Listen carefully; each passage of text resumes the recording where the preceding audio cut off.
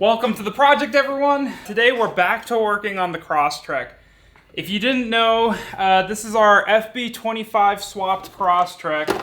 So we built this motor from the ground up, basically. I mean, we got a short block, and then we've had a bunch of problems like getting the head situated, but everything should be good. And we've got it in, and we're trying to go through the tuning process, but it's given us a bit of a headache. Probably something that I did. I'll just put that out there. So we're really close. What we're kind of struggling with right now is I feel like the timing and the other values, we're in this weird feedback loop where it kind of keeps going all over the place. And so like low RPM, we're like not firing on all cylinders necessarily.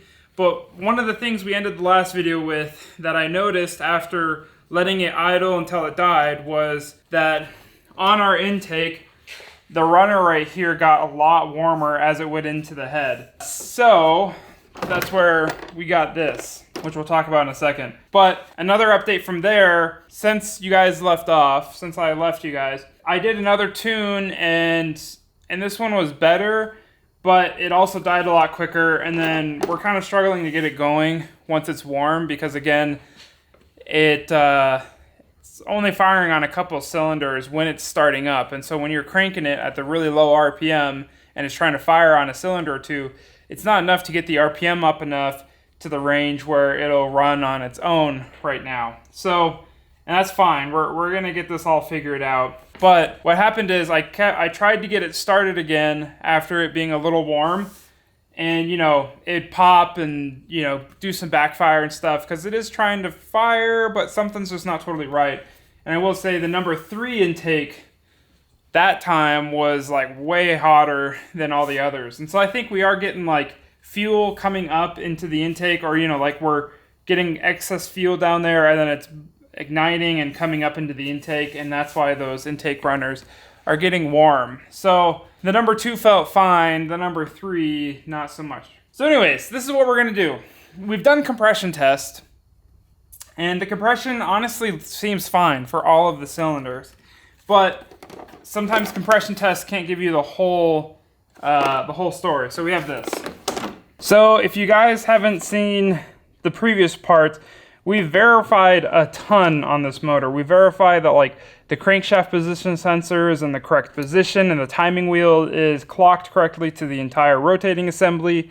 We verified all the camshaft position sensors. I've even done some verification on like the actuators. We verified just a whole host, like almost every single sensor on this puppy. So this is what we have. It is a leak down tester. I've done the compression test and they seem fine, but I just really want to make sure that they actually are fine. So I got this compression tester. It's just what was on Amazon. It actually seemed like a decent name brand. I mean, they say they're based in the US and they could get me this one pretty dang soon. So yeah, leak down test coming off the top of my head. You basically just pressurize the cylinder like 100 psi or so. So we say whoop, all the way set to 100 psi, and then you close it off and you let it just leak down. And I need to go look up the time. Maybe it's like an hour or so. I should look on here. But essentially you just see how leaky is the cylinder after you pressurize it. Because like compression, you know, it's like multiple, you're turning the motor over, and so you're compressing it a bunch of times. And so even if there's like some leaks, you can still get decent compression. But this should tell you how well each cylinder is actually sealing up. Excited about this. It seems like really good quality, and I've never done one. I just know about, like, I know the basic concept. So let's try this out. That's what we're gonna do. Let's try this.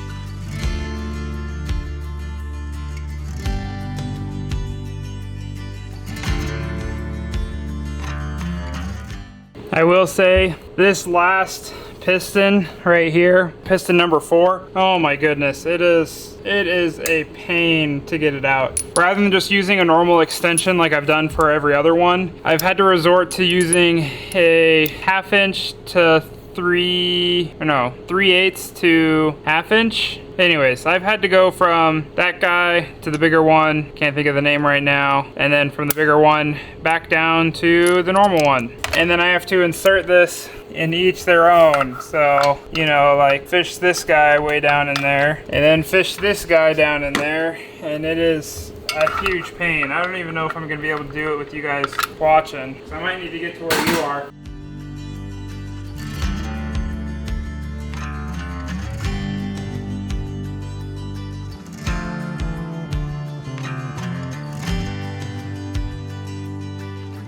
All right, we're at a bit of a crazy angle, but I got my wrench down here. Here's the main pulley. And as you can see, there's the top dead center right there. So I'm gonna be moving the crank until we see the mark at top dead center. And this is naturally just kind of a knuckle buster.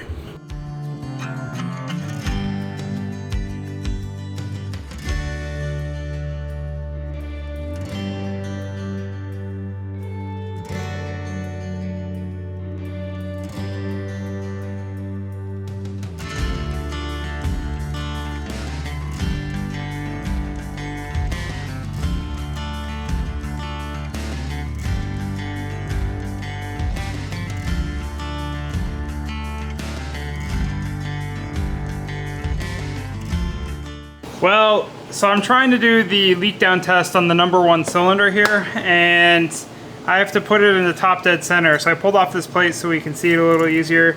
Down there it is on top dead center, but what keeps happening is that when I pressurize the cylinder, it wants to rotate the whole assembly. So I've just got a wrench on the front of the pulley tied to my radiator hose. Hopefully that's strong enough to hold it. And I guess we'll find out. If not, it's gonna be a huge mess, but I'm not too worried about it. I think it will.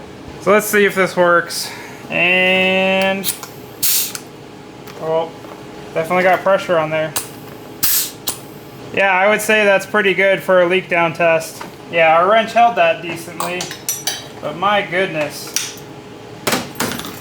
All right, so yeah, it was like even up above 20% or 10%. It was like maybe 5% leak down. But yeah, holding the rotating assembly is gonna be a bit of a challenge here. Honestly, that was a lot. All right, I guess cylinder #2 now. Let's see if we can get that. Leak down test for cylinder #2. We're also like 5%. And granted, this is with the motor not warmed up or anything. And so really, we're doing great for the leak down test. I do hear a little bit coming out of the oil dipstick, meaning that our rings are just not sealing. Like probably most of this pressure. Whoa.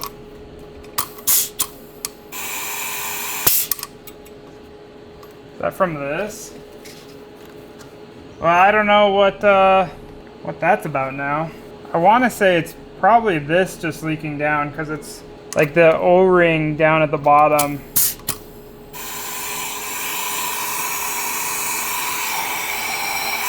Yeah. But you did see that. It was 5%. I just think the O-ring on this guy kind of gave out, and I can show you that in a minute. Yeah, I think it was this O-ring here. But maybe I'll do it again and just see. All right, let's see.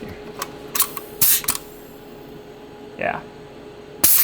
Yeah, that O-ring just stopped sealing when I threaded it in, and then it was leaking down from there. Here we go. We're like 5% leakage on 1 and 2, and 2 is maybe the one we thought was weird. Continue on. Cylinder #3. Hopefully everything holds.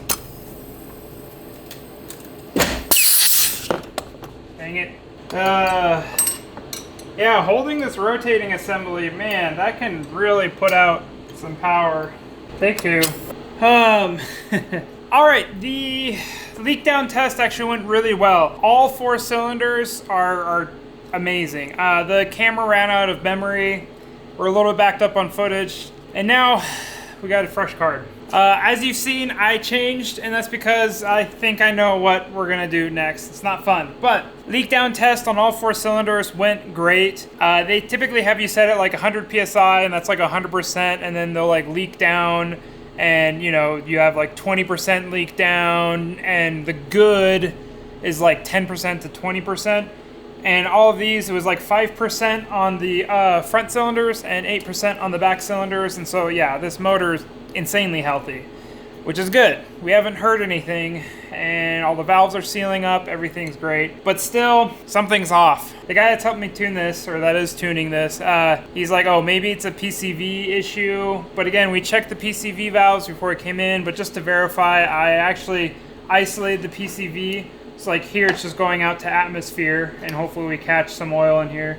And then I've just blocked it off. So the whole intake is isolated from the PCV system, from like the crankcase, and just to make sure that wasn't causing anything. And though it ran better, it still isn't fixing the core underlying issue. And I started it up. The number 2 intake runner was still, you know, getting hotter, and you could hear backfiring from there. And so I really think, you know, something's just really off on this. And my gut feeling is telling me that the cams and the cam carriers from the FB20 motor, because it has the timing on both intake and exhaust, those are just not working. Something is different about those than we need for this motor.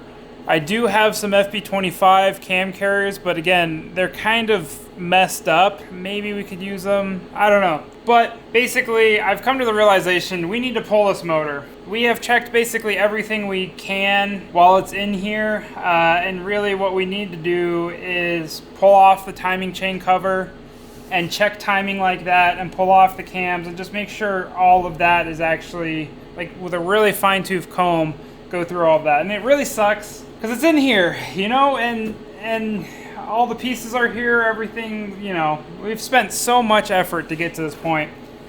It really sucks to say let's pull it, but I can't think of anything else. I really, and I've spent so much time thinking about this, and it sucks, but that's probably what we need to do. Nothing left to it but to do it. So that's why I've changed. I'm gonna see if I can get this pulled today, and see if we can't get some answers today. I will also say the tuner guy was like, oh, I definitely think, I'm more convinced than ever that something mechanically is wrong, because I guess someone else contacted him about tuning an FB25 swap, like what we're doing here.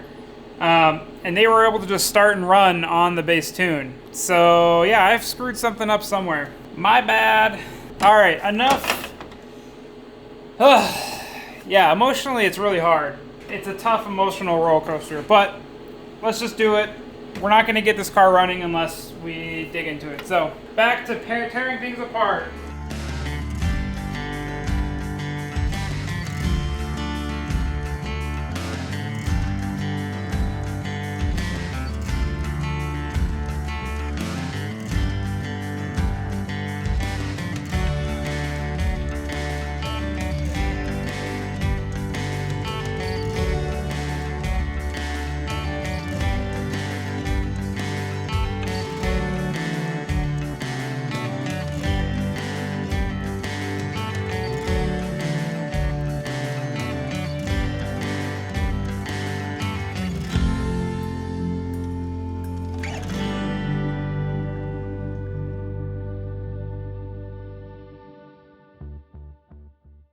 Well, this looks a lot different than the end of that time lapse. I actually pulled off the wiring harness, and once we got the intake off, I decided to start looking at, you know, some of the valve timing, just see if I could see any difference between when these valves open up.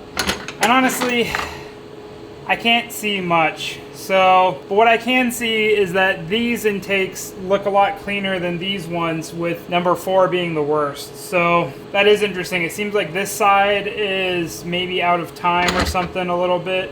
But again, I can't see anything right now. So what I've done is I've cleaned off as much as I can. And actually, we're basically ready to pull this motor.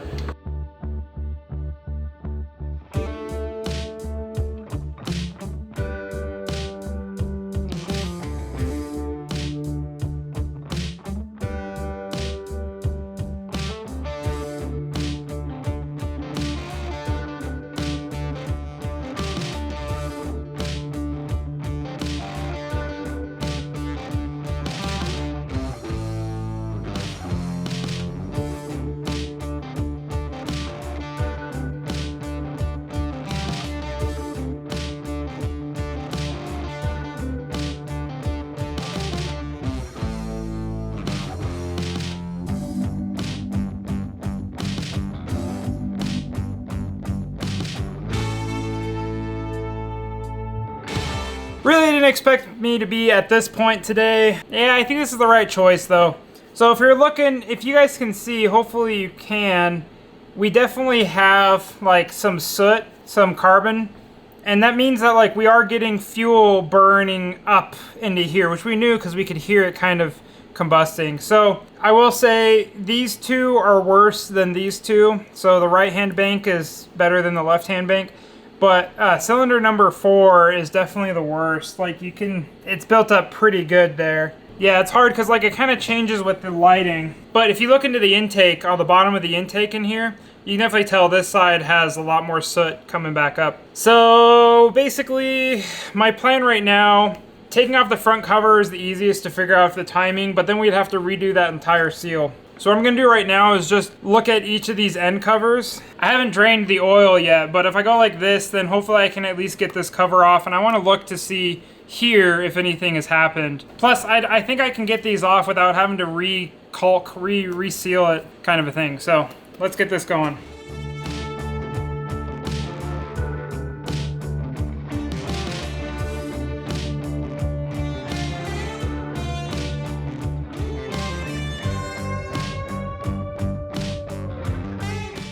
In pulling this off, everything looks to still be there. I think I'm gonna drain the oil.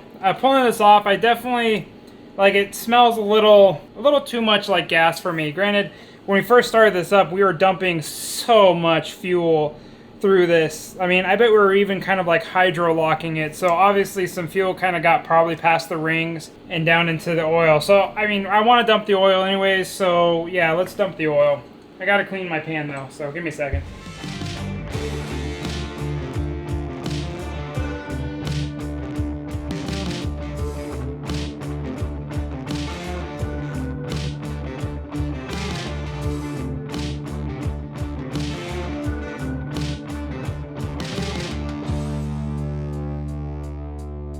You guys ready for this? I think I found the problem. Okay? So, things I have learned about this motor.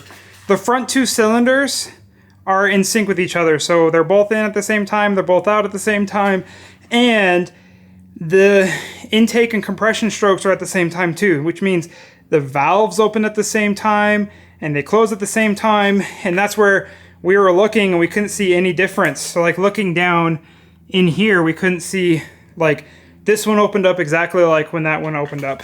So I started looking at the cams and actually feeling in here, you know, it's like the lobe is right there on the downside, and this side is going to be on the opposite one, but the lobe is up here. Just, I think just starting to open the valve, or just ending opening the valve. So I started looking at the exhaust ones, and hopefully you can see this. So you see this is about just pointing straight out in with this retainer here. So it's basically straight out. You guys see that?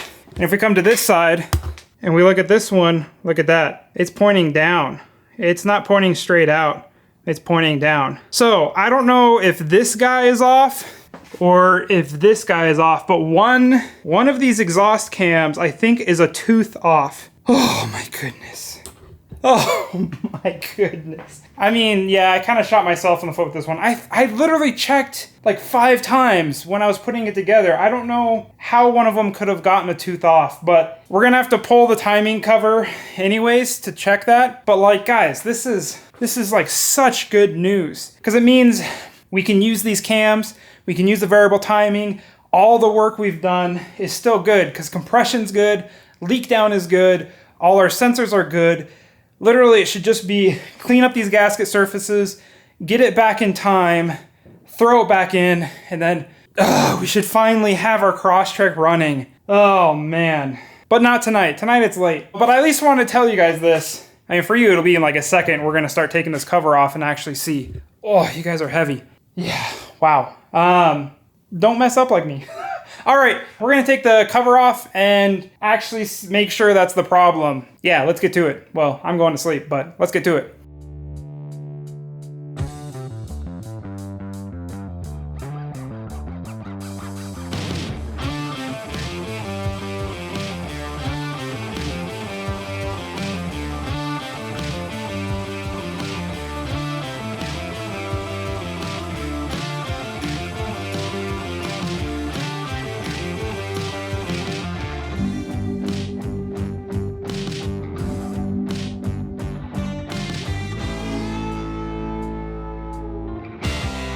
Guys and girls, so I actually know what is wrong with our motor, and I know why it is wrong, which is kind of maybe more important. Yeah, okay, so here's the good news, is that I'm pretty sure this is savable. I'm pretty sure the configuration we have is runnable, and we're going to be able to not buy any more parts, not spend any more, and use it. So here is what's wrong. And holy moly, because I think the last clip I showed, looking at just the cams, I was like, oh wow, it looks like one is a tooth off or something. And so I don't know how it skipped a tooth, but it did. So I was like, oh, maybe a tooth is off. And then when I actually pulled the timing cover off, which again is annoying because I have to clean up all these gasket and then redo it, everything was in line. Like literally, let me show you. So looking at the timing here, yeah, the two marks are lining up here, and that is on the same mark on the cog. Over here, see, lines up with that mark down below. It's a little hard to see, but yeah, lining up with that mark. Over here, lines up with that mark. And on the bottom, if I can see, it lines up with that mark as well. So all of the marks line up. Nothing interferes in the motor, which this is an interference motor. So that's important. So I took this off, and man, did I feel dejected, because I was like, the timing still matches up. Literally, I have no idea what's wrong. I started checking on the FB25 cams, and it was getting really annoying because I think these faces of the position, like the sensor is going on these notches, and so the position doesn't match the timing on here. And so looking at the cogs, the timing mark, the position of the actual cam, because that's variable, and everything, and then the position of the lobes, I couldn't really figure out, there was like differences, but I couldn't figure out any differences that actually made sense between the FB25 cams and these. And I really didn't want to have to pull off more gasket or try to put on other cams. I was tempted to take off the faces on there and put the FB25 faces on here, but I figured it out. And I gotta throw it out to my tuner guy, because he came back with what I told him, and I was like, he's like, that doesn't sound right. Because here's the thing, we've got two pistons up front, slightly off, two pistons in back. The pistons in front are in time with each other. Like if you look at top dead center, bottom dead center, they're both at top dead center, they're both at bottom dead center. And then the back are the same thing, but they're 180 degrees out of phase with the front, meaning when one's at top dead center, the other one's at bottom dead center. So each side is going like this, and then together they're going like this. So then you get, no wait, you get this kind of a thing. Anyways, yeah, hopefully that makes sense. The way that the motor is right now, it's opening the intake and it's opening the exhaust and everything at the same time for the front two cylinders and for the rear two cylinders.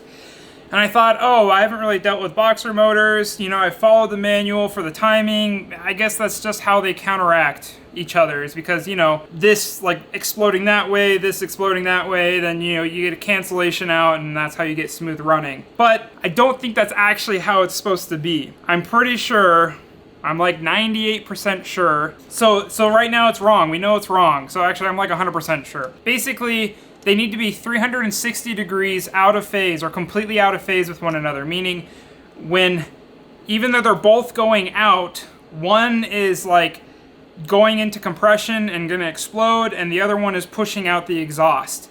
So that way we do get like a bup, bup, bup, bup, bup, bup, bup, bup, bup, rather than like a boom, boom, boom, boom. So everything is fine. We just had the valves timed wrong, and we did it like the one wrong way that you can time these valves without blowing up the motor. So I'm surprised it even ran, but that makes so much sense now. So I looked at the manual, and there's a very slight nuance that I just did not catch when I did it. So let me take you in and explain. So when you time this motor, you have the back, which goes to cylinder 2 and 4, and the front that goes to cylinder 1 and 3. And you basically start lining this up. And so what they tell you to do is, yeah, line up this mark, line up there. And then here's where I went wrong. They say spin the motor, make sure nothing hits, which I did, and then they go on to start telling you line up the timing mark on the bottom. And here's the nuance. you don't, after you start spinning the motor, you don't care about these timing marks lining up at all. All you care about is that the timing mark on the cog is down here at the bottom, and that over on the faces of these, the two little marks match up, point to each other. I think when I did this, I feel like I did spin it, but then I got it back to where I was like, okay, the marks line up, because for every other motor, it's basically you put the timing together and all the marks should line up at once. And so this is basically how I timed it. I was like, okay, timing mark here, I know that guy's still timed, and then I marked up all the timing on this side. But instead, I should have spun it a bunch of times and then got it to the position they want, because what you actually need is for one side to be 360 degrees out of phase of the other side, if that makes sense. So in the way that I have the motor right now, I think this side is actually timed correctly, and this side is 360 out of phase. So what I need to do, does that make sense? Hopefully that makes sense. What I need to do is basically take off this chain on this side, spin it over and get this side into the position that it needs to be, which is just gonna be like one 360 rotation of this. And then this side, I can put the chain back on, and yeah, these timing marks aren't gonna ever line up, but they should be in time. So this is why it makes so much sense, is because for one, power delivery. Like, sure, the forces are kind of canceling each other out, but for power delivery, instead of like a bop, bop, bop, bop, bop, bop, you'd have a bop, bop. And so, like, hopefully that makes sense. Your power delivery would not be nearly as smooth like this. And the other thing too is that when I put this together, I mean, I didn't ever say this, but it was just surprising to me that there was such hard points in turning the crank, and that was because it was opening up the valves. Rather than like opening up a quarter of the valves every quarter of the time, it was opening up half the valves half the time. So you'd get these short periods of turning the crank where it would suddenly get really hard, and then there'd be so much force from the valve springs pushing up that it would actually push the crank forwards. And I thought that was weird a little bit, but I mean, this is my first boxer motor. So, and then also the starter seemed to struggle a bit, and I even looked up like the FB25 starter, and it was the same wattage, it was the same power of starter, and I was like, well, all right, I guess maybe it's just tuning or something, like vapor locking or something. But anyways, this makes a lot of sense, and we just need to get this changed, and then we should be able to put this in, and literally it should run 100 times better than it did. Thankfully, the only thing I need to do outside of changing this is just clean up this gasket surface. I think we have enough gasket that I can redo this one. So that means no parts. We can just put it together, and then we can verify it's actually working. So I feel a lot better, because honestly the last like day and a half, I've been staring at this thing and just feeling so depressed, because it's like we've spent so much money, so much effort, so much time, and I can't figure out what the heck is wrong with this. Oh man, we're there, guys. This is it. Like, 100% confidence. It's gonna work. It has to work. I say let's get to it.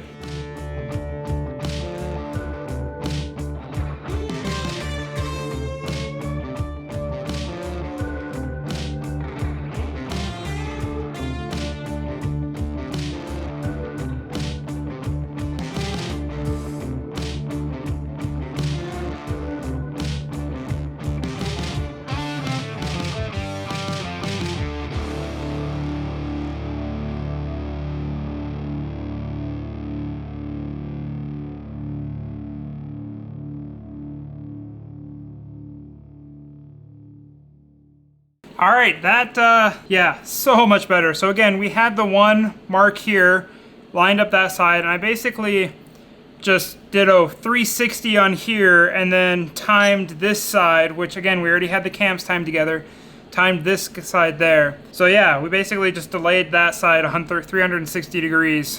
And already, I mean, the motor spins so much easier now, and I think that's because there's a lot more harmonious forces. So like when one valves are opening, different ones are closing, and so like the force of pushing them open and the force of them wanting to close are kind of counteracting. And so yeah, this right here, so much smoother. Holy moly.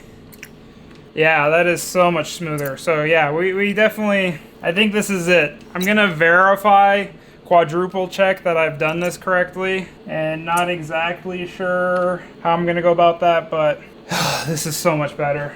So much better. We've adjusted the timing and I verified that it works. I don't know if you'll be able to pick this up on camera, but arrow down here matches the arrow up there. Arrow, and this one is really hard to see. And on this one, arrow up and then arrow down right there. And then the crank is up like this. And you can actually see the pistons are like halfway through. So the motor should be timed now. Now that we have the motor timed correctly, and we haven't blown anything up, we just need to clean off this insanely long gasket surface and then put the cover back on and then stick it back in. So I'm gonna get to cleaning this.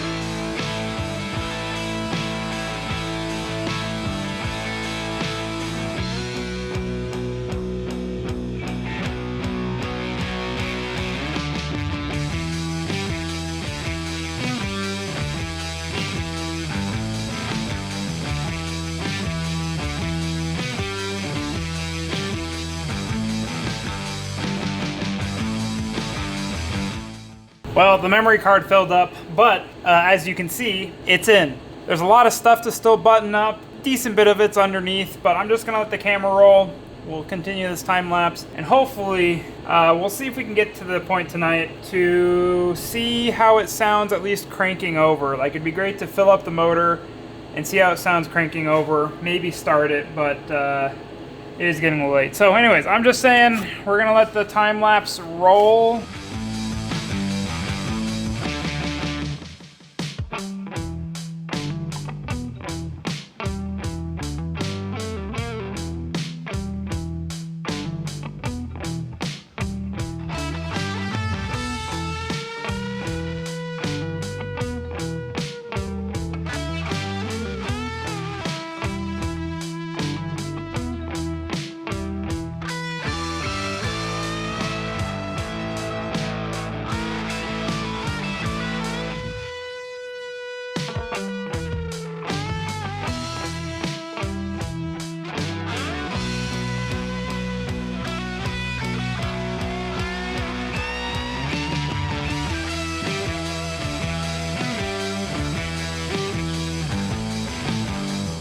Wow, whew, yeah, that was a bit of a grind, but everything's back together. I don't have the injectors plugged in, so I'm just gonna turn the motor over until I know I get oil pressure, much like we did before, and then we will see. I think I'm gonna try starting it tonight. If it sounds good turning over, then we're gonna try, even just for a split second, okay? Because I don't wanna wake the neighbors, but it's late. But I really, really want to know if this can run, so.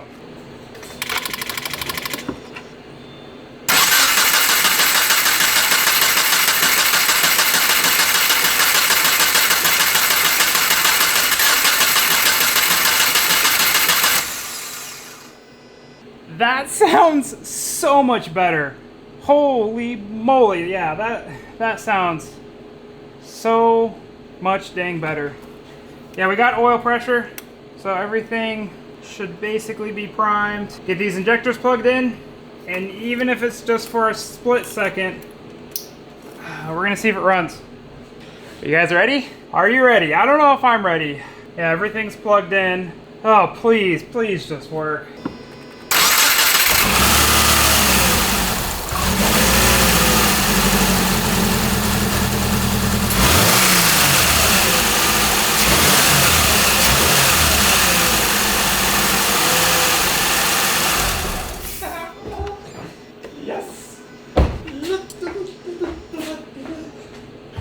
That worked! Oh my goodness! Immediately, flawlessly.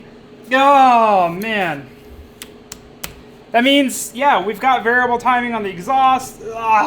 It works. Holy moly. Literally like a year. Granted, we need to do some tuning, but like we're coming up on a year. All right. I'll talk to you guys in a little bit. I need to go to bed. But it works! It works! Oh my goodness.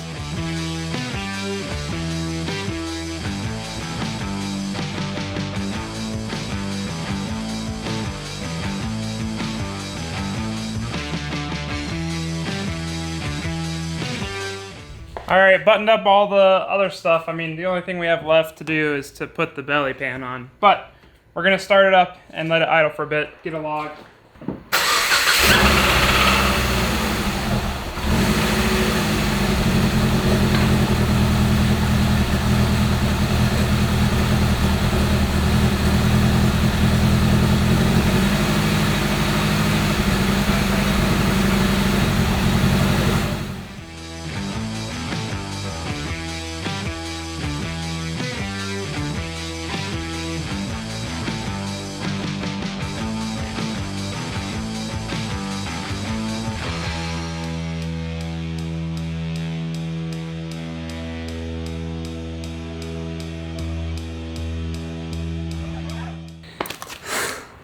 All right, this is gonna be the first drive. Granted, this is basically no tuning at all.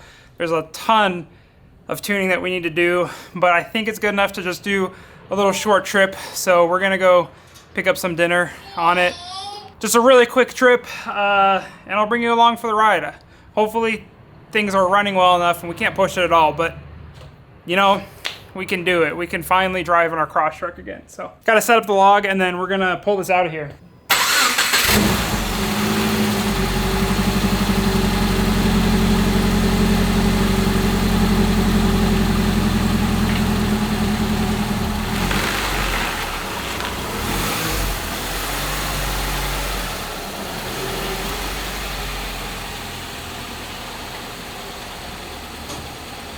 Well,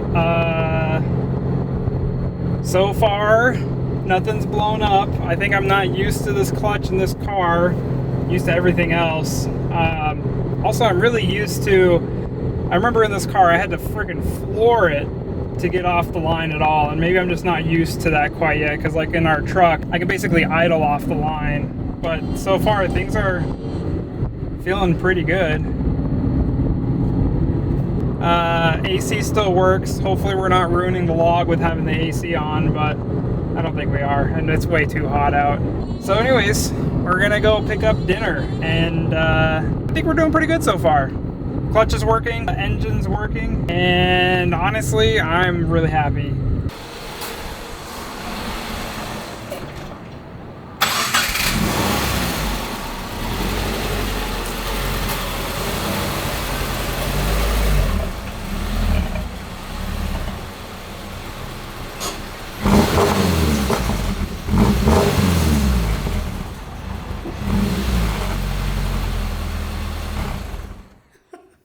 There you have it, folks. 2.5 liter Crosstrek that we built ourselves, and we've put it in ourselves. It's running, it's driving. I would say the build part of it, done. Also, I will say that in driving this, yes, it's been about a year since I've driven this at all. I'm really familiar with the 2 liter.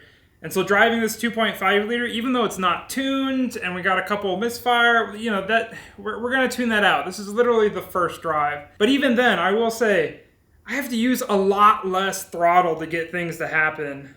We drove it really tamely, but even just like trying to get up hills and stuff, and we had the AC on, like, man, I can already tell, like, this is sweet. Like, a lot of work is finally paying off. And not gonna lie, like this time last week, I mean, I'm so sick of this project. Just because it's been so hard and so long, and I didn't know what the solution was at all. But we persevered. Honestly, yeah. We did a good job, guys. We persevered, we figured it out, And there you go. Hopefully I've documented this well, because I've heard of a couple other people trying this, but nothing really documented that well. This is what I'll say. I'm really happy that this is done. You know, this is awesome.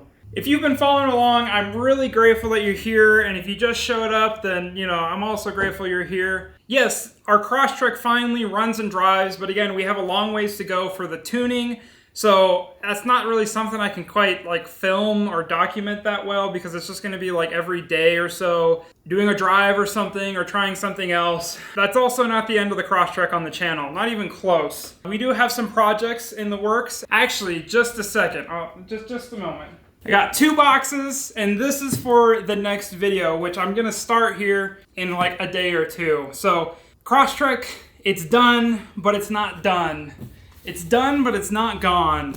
You're definitely gonna see more content on the Crosstrek. Finally, I'm gonna be able to clean up a year of mess in the garage, and we can finally get back to doing kind of more dispersed content. But I have quite a few projects for the Crosstrek that I'm excited to do, and so I really hope you hit the subscribe button, because I want to see you on the next video. That's really it. Thanks again for riding the struggle bus. We've hit the last stop. We're ready for greener pastures. Love you guys, and I hope to see you on the next video, and I hope you have just a wonderful day. See you later. Hope you subscribe. Goodbye. I think it's on display. FB25 in a Crosstrek.